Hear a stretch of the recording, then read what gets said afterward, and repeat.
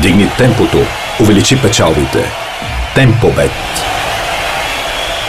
Контратака, ако не бяха сбъркали, естествено. Пак атака на черноморци. Асис Опасов в наказателното поле, шутира Чворович. Успя да парира и след това капитана Христозов изчисти в корнер.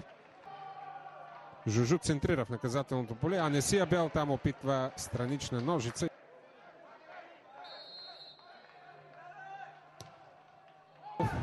Каква несръчност само.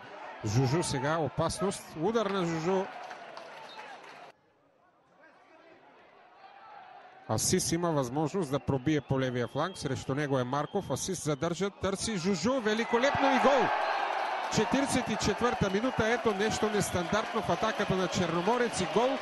Гол изработен от обичайните заподозрени.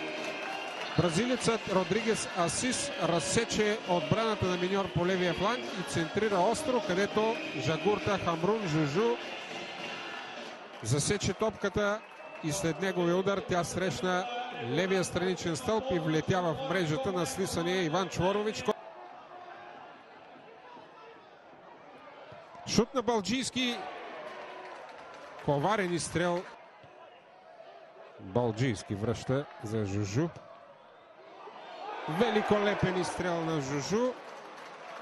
Топката изписа някаква странна траектория и преди края на матча там между Калиакра и Ботевраца.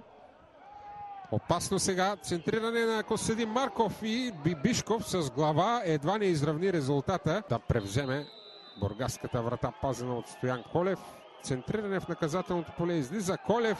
Успява да отбие сигнал на Атанас Димитров. 1-0. Трудна победа за Черноморец срещу миньор.